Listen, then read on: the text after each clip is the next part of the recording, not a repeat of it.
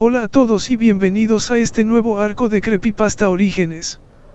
Hoy nos adentramos en un origen prohibido, blasfemo, aterrador, mucho más allá de cualquier comprensión. Un origen que ha sido desenterrado de las oscuras y olvidadas grietas del tiempo por Belcebú Alvarado Lázaro 9053, un nombre que nunca debería haber visto la luz. Me tomé mi tiempo, observando y desentrañando cada susurro entre las sombras de las creepypastas, hasta que finalmente creé mi propia versión. Una versión que explica todo, pero a la vez lo borra todo, dejando solo ecos y desolación. Un relato cuya esencia permanece en lo inalcanzable, una descripción que te atormentará, te arrastrará hacia la incertidumbre, y te dejará con más preguntas que respuestas. Porque al final, lo que vas a descubrir aquí no es solo un cuento, es un abismo esperando ser comprendido, una verdad que nunca debió ser desvelada. Si tienes una propuesta, déjala en los comentarios. Todo será leído y, si sobrevive, será reescrito por mí, Oluso, el que reinterpreta el horror como debe ser. Oscuro. Incómodo. Y sin final feliz. Y no, ni lo pienses, Sonic X no entra aquí. Aquí no revivimos vergüenzas. Las dejamos morir. Sin más demora les presento. Creepypasta Orígenes, el rastrillo. Fragmento del diario personal del Dr. Howard Taylor. 15 AT Hospital, Nueva Zelanda. Año 1956. Nunca creí en lo sobrenatural. Al menos, no en el sentido común del término. Pero hay cosas que no caben en ninguna taxonomía médica. Hay síntomas sin cuerpo. Hay dolores que se arrastran por generaciones. Mi familia, los Taylor, tiene una historia con lo invisible. Una obsesión heredada. Mi bisabuelo, Horace Taylor, fue uno de los primeros investigadores no reconocidos en recolectar testimonios sobre una criatura sin nombre, una silueta sin rostro, avistada desde finales del siglo XIX en Londres y sus alrededores. Según él, era una figura delgada, casi translúcida, con garras desproporcionadas y ojos tan vacíos que dolía mirarlos. Afirmaba que sus crímenes se camuflaban entre los de Jack el Destripador. Que lo que cazaba no era por placer ni castigo, sino por desesperación. He venido a 15 AT siguiendo esa misma desesperación. Este hospital está construido sobre tierra húmeda, a las afueras de Auckland. Antiguos pacientes dicen que el terreno era sagrado para los nativos. No de manera positiva. Lo llamaban Tengauotepe, la mordida de la noche. Aquí no enterraban muertos. Aquí encerraban demonios. Las primeras semanas fueron normales, dentro de lo posible. Paranoia clínica, esquizofrenia, alucinaciones. Pero luego comenzaron las coincidencias. Testimonios de pacientes que hablaban del mismo ser, con frases idénticas. Me observa desde la esquina de los sueños. Camina con huesos ajenos. No quiere ser recordado. Los doctores lo descartan como psicosis compartida. Yo no. No desde que comencé a soñar con él. Al principio eran solo ruidos. Pero luego, los pasillos del sueño comenzaron a parecerse demasiado a los del ala este, la más antigua. Hay una celda que nadie usa. Cerrada con doble candado. Una noche la encontré abierta, sin explicación. Dentro había marcas en las paredes. No escritas. Arañadas. Trazos circulares. Como un ritual incompleto. El ritual del ciclo. Eso es lo que leí en un informe desclasificado y parcialmente quemado. No sé si fue una ceremonia. No sé si fue un error. Solo sé que en algún momento del siglo pasado, hubo un intento desesperado por cerrar una grieta. Una fractura en la realidad, provocada por prácticas antiguas, prohibidas, olvidadas.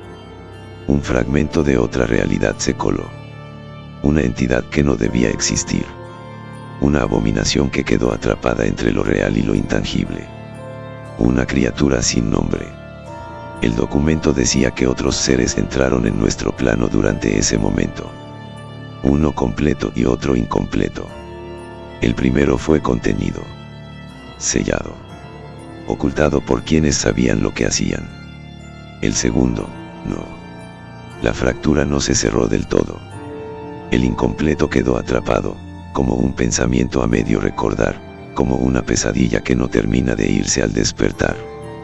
Desde entonces, su objetivo ha sido uno solo, olvidarse a sí mismo. Y para ello, debe devorar lo que nos hace humanos. Nuestro rostro. Nuestra forma. Nuestra historia. Cada vez que alguien lo describe, cada vez que alguien intenta escribir sobre él, darle nombre, dibujarlo, documentarlo, él lo siente. Y lo encuentra.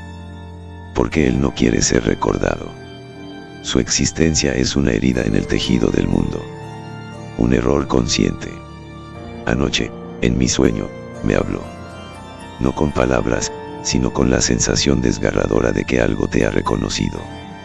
Me mostró fragmentos de sí mismo cubriéndose con carne ajena, imitando cuerpos, arrastrándose por las paredes como un insecto que olvida cómo caminar. No por odio, sino por necesidad. Él cree que puede completarse si se vuelve humano otra vez. Pero lo que fue ya no existe. Y lo que intenta ser solo genera terror. Esta mañana me desperté con las uñas ensangrentadas. No mías. Había un mensaje garabateado en la pared del pabellón 7. Lo nombraste. Vendrá. Ya no sé si escribo esto para advertir a otros, o para recordarme a mí mismo que lo que he vivido es real. Sé que no puedo seguir aquí mucho más. Si estás leyendo esto, no lo menciones. No intentes dibujarlo. Y sobre todo, no sueñes con él. El Dr. Howard Taylor desapareció el 17 de noviembre de 1956 sin dejar rastro. Las investigaciones oficiales lo atribuyeron a un brote de psicosis avanzada con fuga disociativa. Sin embargo, en ciertos círculos ocultistas se susurra otro nombre. El incompleto. Testimonio póstumo de Henry Taylor, escrito por su puño y letra. Nunca enviado. Mi nombre es Henry Taylor, y toda mi vida he intentado escapar del nombre de mi padre. Howard Taylor. Médico, profesor, devoto, y, según muchos, lunático. Cuando era niño, pensaba que papá trabajaba demasiado. Siempre encerrado en su despacho, escribiendo cosas que ni él entendía del todo, hablando solo, murmurando frases que parecían salidas de una mala novela de horror. El ciclo está incompleto, decía. Él no sabe qué es, por eso regresa. Calla, calla, o te escuchará. Con el tiempo lo diagnosticaron con demencia senil. Mi madre murió convencida de que el Alzheimer le borró la mente. Yo preferí quedarme con esa versión. Era más fácil creer que la enfermedad lo había consumido, y no esa cosa de la que tanto escribía. Después de su muerte, heredé todo, cajas con documentos, grabaciones en cinta, dibujos que parecían hechos por alguien en SOC. Durante años los guardé sin abrir. Me daba vergüenza. El apellido Taylor debía recuperar dignidad. No sé cuándo comencé a tener pesadillas. Quizás cuando intenté tirarlo todo a la basura. Soñaba con pasillos vacíos. Con huesos ajenos colocados en cuerpos equivocados. Soñaba con una figura encorvada al final de la cama, esperando a que me durmiera del todo para probar si mi piel le servía mejor que la suya. Pensé que era culpa del trabajo. El estrés, la carga familiar, el insomnio. Hasta que vi algo desde el rabillo del ojo. Primero fue una sombra. Luego fue un rostro. Luego, nada. La imagen se borraba como una reacción automática de mi mente. Solo quedaba la sensación de haber sido observado, no con ojos, sino con hambre. Abrí los diarios de mi padre por primera vez un lunes de octubre. No sé qué esperaba. Solo sé que, desde entonces, las noches dejaron de ser silencio. En la página 134 leí algo que no he podido sacar de mi mente. El ritual del ciclo lo trajo. Algo se rompió. Algo quedó a medias. No pasó del todo, no quedó del todo atrás. Por eso regresa. Porque nunca fue completo. Lo llamaba el incompleto. Un ser que no debería existir, que vino por un error, una grieta en la realidad. Un accidente que debería haber sido olvidado, pero que no tolera ser ignorado. Mi padre decía que si alguien lo observa, lo documenta o lo intenta explicar, la criatura lo sigue hasta que, bueno, hasta que desaparece. Como él. Como yo. Mi esposa no me creía cuando comencé a cerrar con llave todas las puertas por la noche. Cuando dejé de dormir con las luces apagadas. Cuando la encontré llorando frente al espejo, diciéndome que, por unos segundos, yo no tenía mi cara. Luego el perro desapareció. Después, los sonidos en el ático. Después, la decisión. Me fui. Dejé a mi familia. No para salvarme. Para evitar que lo que me sigue, se quede con ellos también. No puedo matarlo. No puedo tocarlo. Pero si lo que dijo mi padre es cierto, se alimenta del miedo y del reconocimiento. Entonces el único camino es enfrentarle cara a cara, y no temer. Esta es mi confesión, mi testamento, y quizás mi última cordura. Si alguien la encuentra, sabrá que no era una enfermedad lo que consumió a mi padre. Y si sientes que alguien te observa mientras lees esto, no te muevas. No suspires. No lo nombres. Y sobre todo, no mires detrás de ti. Henry Taylor desapareció el 17 de noviembre de 1979. Nunca se encontró su cuerpo, ni rastros de él. Solo esta carta, preservada en una caja fuerte cuyo código fue escrito en el reverso de una foto familiar. Los registros médicos de la familia Taylor fueron sellados por orden estatal. Algunos médicos dicen que fue un caso extremo de psicosis hereditaria. Los ocultistas, sin embargo, afirman que el incompleto lo reclamó. Mi nombre es Harold Taylor. Desde niño supe que algo no estaba bien con mi familia. No por los susurros entre los adultos o los silencios incómodos durante las cenas, sino por los ojos de mi padre. Eran ojos que ya habían visto más de lo que un ser humano debería. Ojos que miraban por encima del hombro incluso en la luz del mediodía. Crecí rodeado de documentos. El legado de mi abuelo Henry Taylor, y los escritos de mi bisabuelo Howard, me fueron entregados cuando cumplí 30. Ya estás listo, me dijo mi padre, pero nunca explicó a qué se refería. Los primeros meses pensé que era un gesto simbólico, una especie de testamento para que recordara la locura que había arrastrado a mis antecesores. Hasta que vi la imagen. Una fotografía enviada de forma anónima.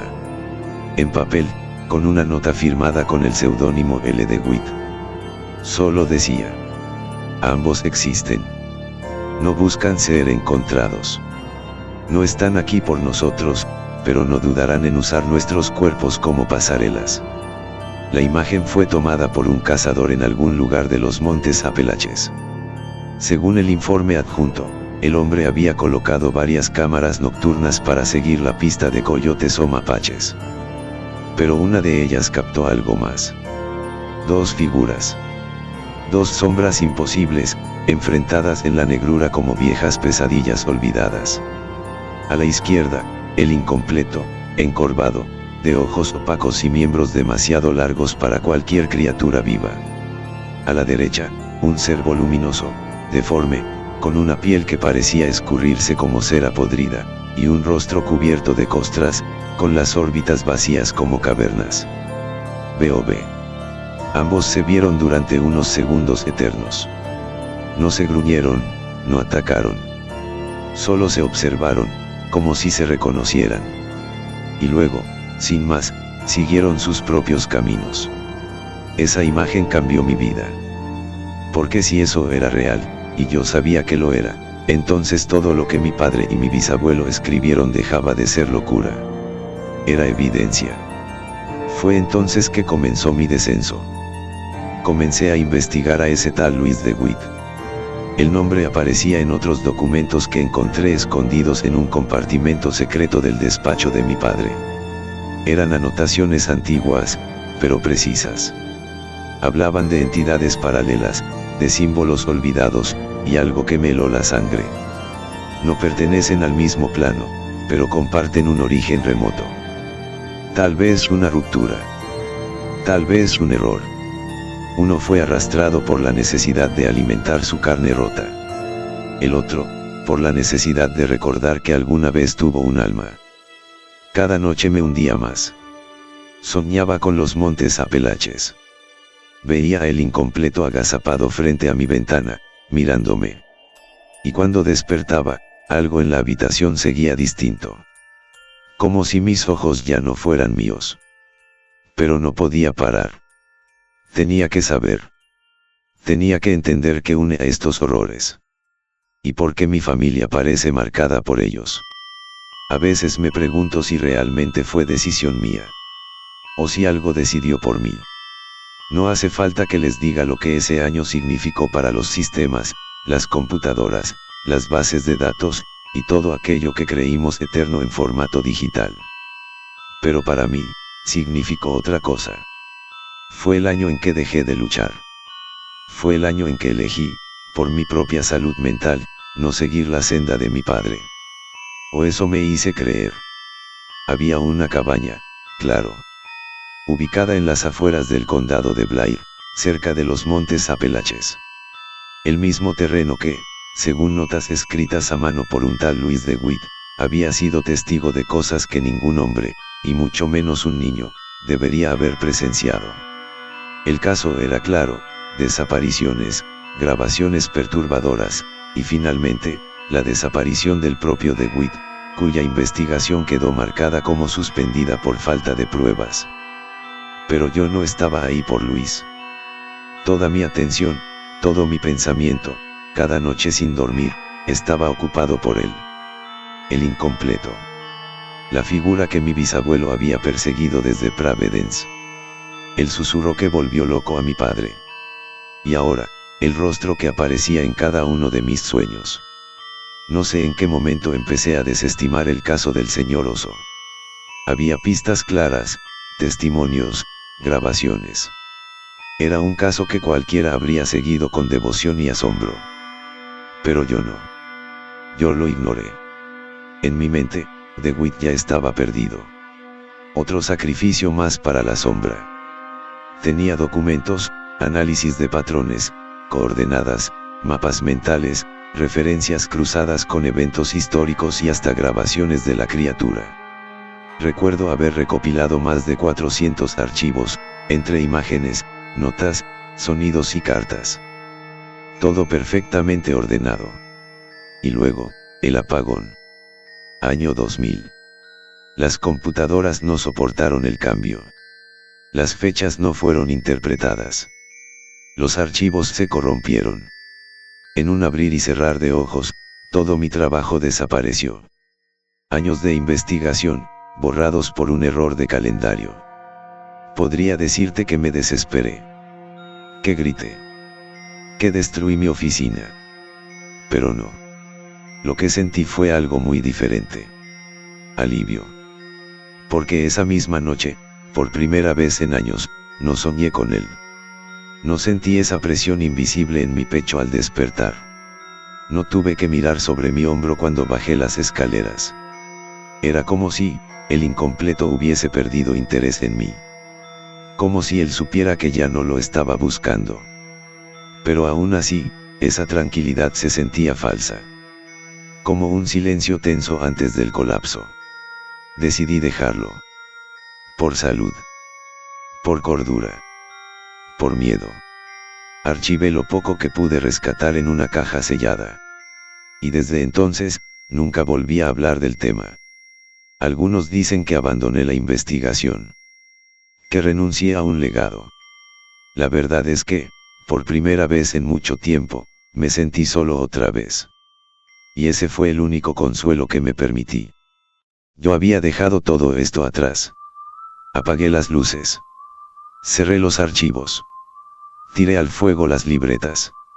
Y cuando la desesperación se fue, junto a mis sueños con esa cosa, pensé que había vencido.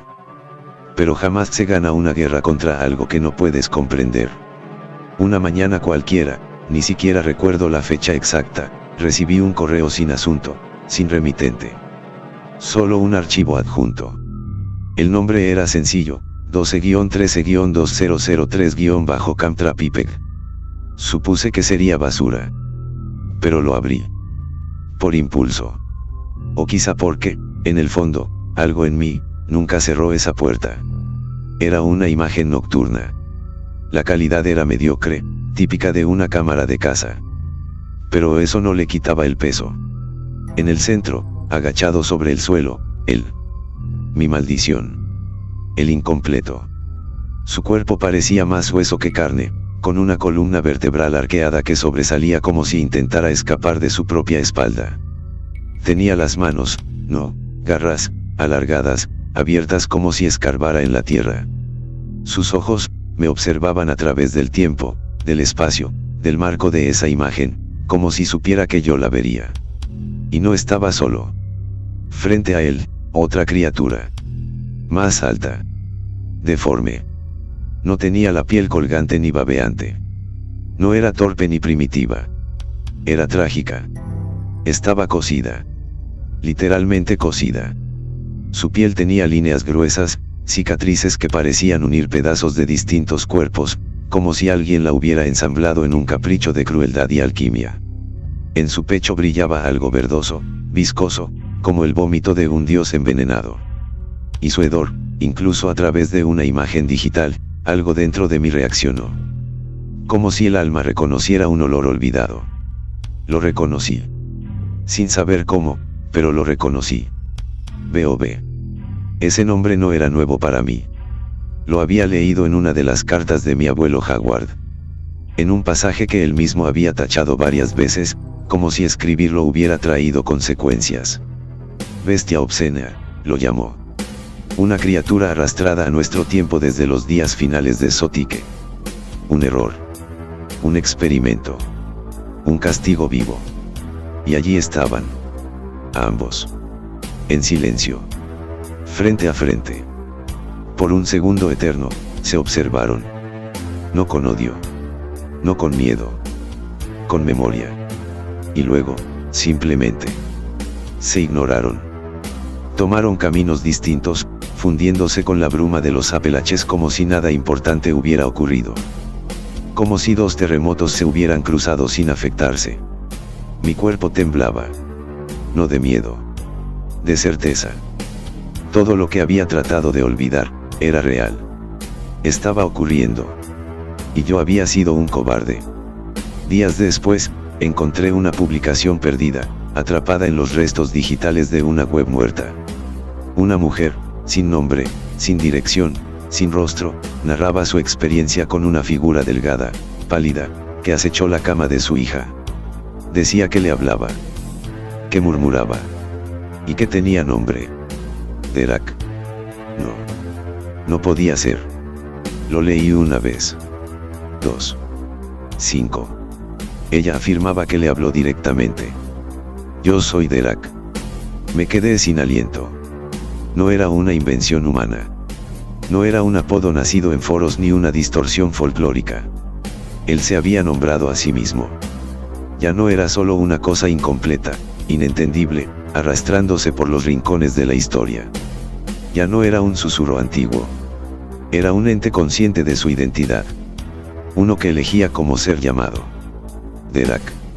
El rastrillo. El que arrastra. El que deja surcos. El que nunca pasa sin marcar.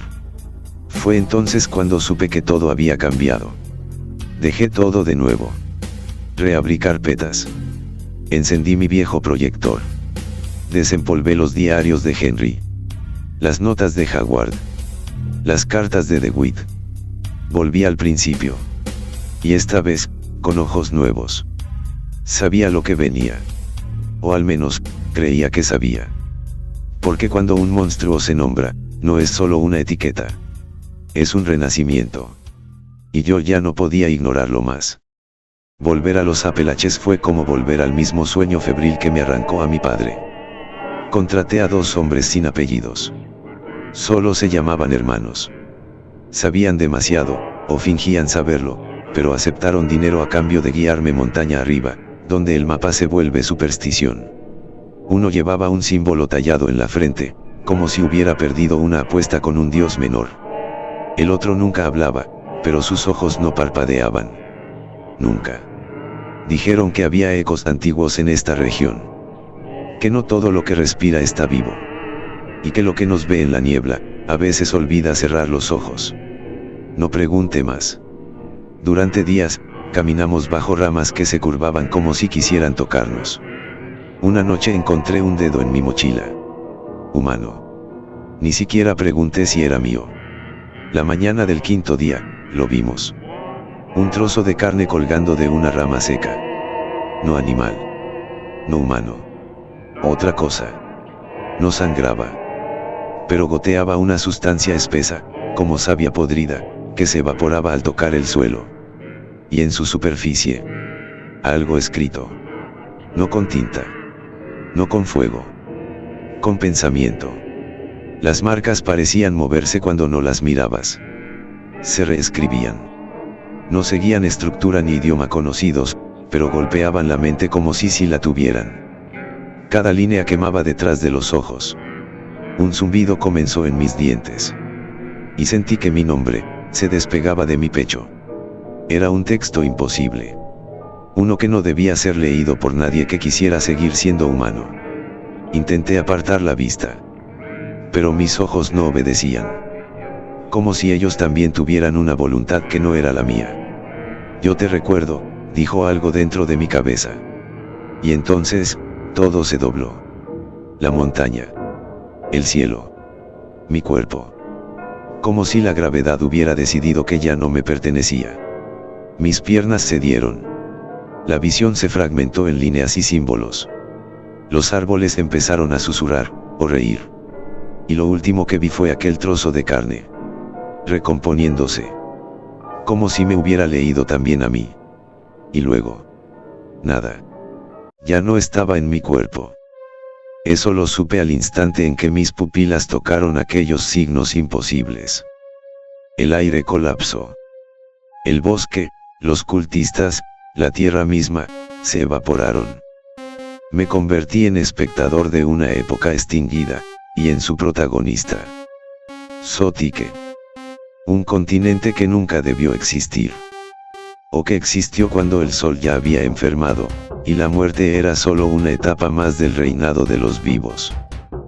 Torres de obsidiana flotaban como raíces invertidas. El mar, pútrido, arrojaba criaturas deformadas por plegarias fallidas. Y en su corazón, una ciudad. Dom al-Rub, la ciudad de las campanas rojas. Allí, el palacio más grande no era de oro, sino de espinas. Los muros respiraban. Las lámparas se alimentaban de lengua. Y el trono, no estaba hecho para sentarse, sino para fundirse con él. El nigromante. No recuerdo su nombre. Porque él ya no lo usaba. Él se llamaba a sí mismo solo el eterno heredero. Había esclavizado un imperio. Sus súbditos no trabajaban, sufrían. Ese era su tributo. Le traían miembros amputados, lágrimas de niños ciegos, calaveras con nombres aún susurrantes. Y él se sentaba, mirando todo, como si aún no fuera suficiente. Su cama era un altar. Cada noche, un cuerpo nuevo, vivo, muerto o entre ambos. Nunca amó. Nunca deseó. Solo consumía. Tuvo orgías con sucubos que parían gusanos. Mató a sus propios hijos solo para ver si Tasaidon lloraría.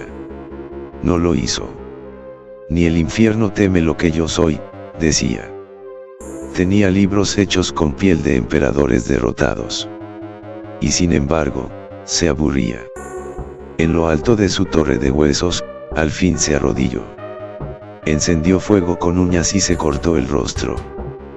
Con su sangre, escribió 7 veces el nombre de Tasaidon, el dios del infierno mayor. Un dios al que incluso otros nigromantes temían rogar. El cielo se cerró. La tierra tembló. Y la grieta se abrió. Pero lo que respondió, no era Tasaidon. Al principio fue una sombra que temblaba. Una niebla con forma de feto. Una idea que aún no se había soñado. Y luego, como si el mundo intentara darle sentido, tomó forma. Un cuerpo inacabado. Garras sin razón. Una columna que quería escapar del cuerpo. Ojos que no brillaban. Absorbían. No se postró. No rugió. Solo miró al nigromante. ¿Por qué me abriste y luego me cerraste? ¿Quién eres tú para interrumpir mi llegada? El nigromante sonrió. Soy tu creador. Pero la entidad no obedecía a leyes humanas. Ni divinas. Era una voluntad frustrada. Había sido jalada, como un aborto de Menschenel, antes de estar completo. Y ahora odiaba. No por maldad, sino por naturaleza. El aire se deformó. Las paredes lloraron. El nigromante fue arrojado contra su propio trono. Sus huesos se partieron en ángulos irreales. Su alma fue obligada a observarse desde fuera. No entendía lo que lo atacaba. No era fuerza. No era magia. Era reclamación. La entidad lo miraba como si fuera su madre. Como si el nigromante hubiera sido el canal de un nacimiento que nunca debió cerrarse. Me llamaste. Y luego huiste. No te permitiré olvidarme. Antes de morir, el nigromante logró un acto final. Arrancó parte de su propia espalda. Usó su lengua para escribir sobre la carne viva, sellando recuerdos, hechizos y advertencias que ningún papiro soportaría. El trozo fue arrojado a los vientos de Sotique, llevado por un esclavo silencioso que aún recordaba su humanidad. Pero el nigromante no murió por la entidad. Murió por sus esclavos. Aquellos que se suicidaron siglos atrás. Aquellos que él revivió y sometió. Volvieron. Con herramientas sagradas, robadas a monjes de templos ya olvidados. Con fuego hecho de palabras. Con odio que se volvió justicia. Lo despellejaron lentamente. Cada dedo fue partido y metido en sus ojos. Le forzaron a parir por la garganta a uno de sus propios fetos. Le hicieron comer sus propios títulos y gritar su nombre hasta que su lengua se disolvió. Y nunca lo dejaron morir del todo. Solo cuando los relámpagos se apagaron y el cielo se abrió, fue permitido morir. Y yo, vi todo. Sentí todo. Fui todo. Mis ojos se abrieron en un espasmo, jadeando como si hubiera escapado de un abismo sin fondo. El bosque seguía ahí. Pero no era igual. No por lo que veía, sino por lo que ahora sabía. Estaba tendido sobre el suelo húmedo, rodeado de una bruma densa y pesada que parecía respirar. Tardé minutos en reconocer mi cuerpo, en recordar mi nombre, en entender que aún estaba vivo. O algo parecido. La memoria volvió como un latigazo, el trozo de piel, los símbolos imposibles, el nigromante, el ritual, él. Había obtenido respuestas. Demasiadas. Me puse de pie tambaleando, con la garganta seca y los latidos atravesándome el cráneo. Busqué a los 2 cultistas. Aquellos a quienes había pagado para guiarme y protegerme. Los encontré, pero no como esperaba. Estaban despedazados. No devorados. No mutilados como por una bestia. Sino abiertos con precisión ritual, con violencia inteligente, con una intención que no era humana. Alguien, o algo, había jugado con ellos. No quise entender más. No pude. Sentí que algo me observaba. No desde los árboles, ni desde el suelo. Desde el espesor de la niebla misma. Algo que aún no se había mostrado, pero que sabía exactamente quién era yo. Y que esperaba. Correr. Era lo único que mi cuerpo aceptaba. ¿Hacia dónde? No importaba. Todo destino era mejor que quedarme. Porque aquello que me acechaba, no quería matarme.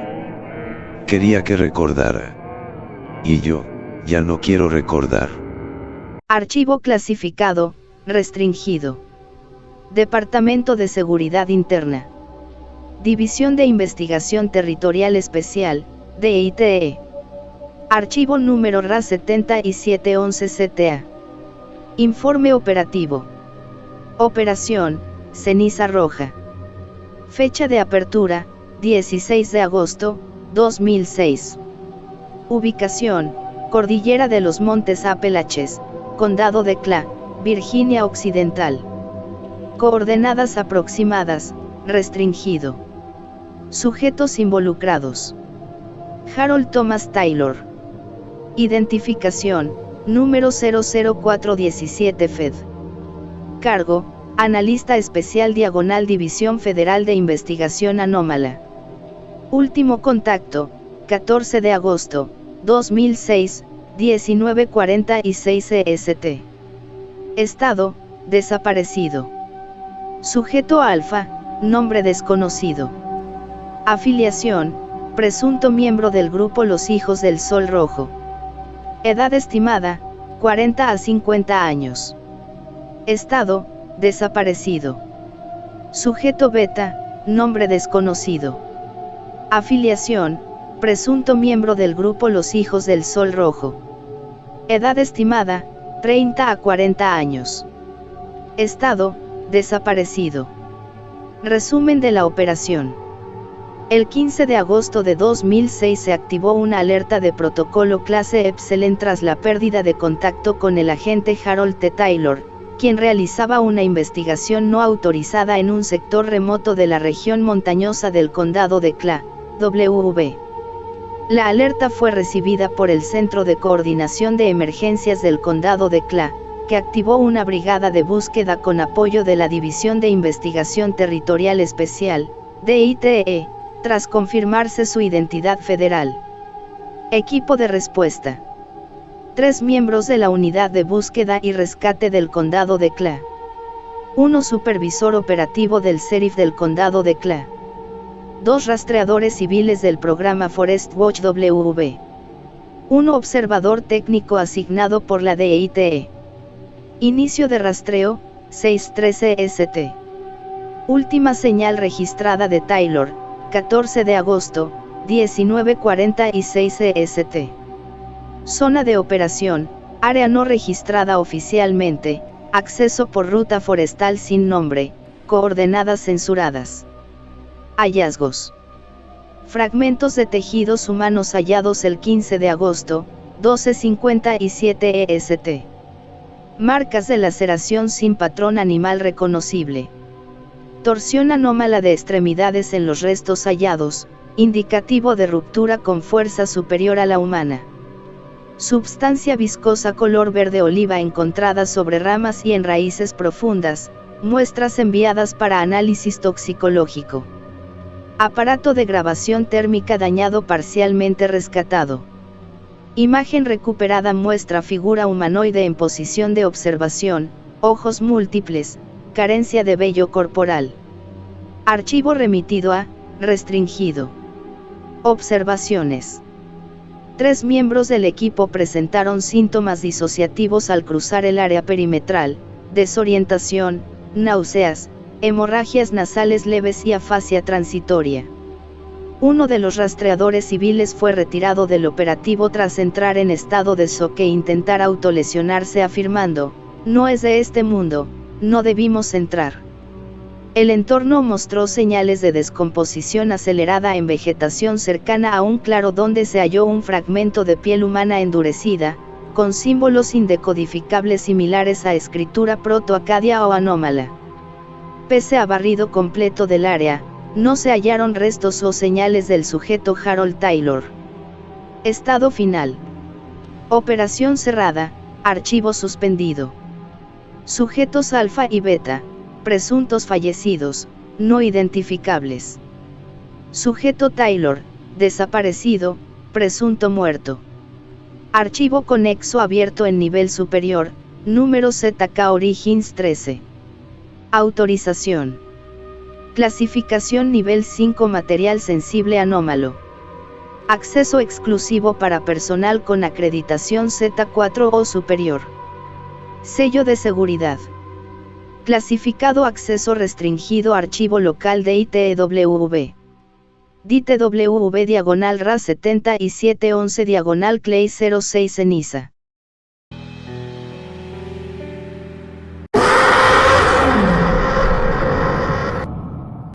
Hey, ¿escuchaste eso? No. No te muevas.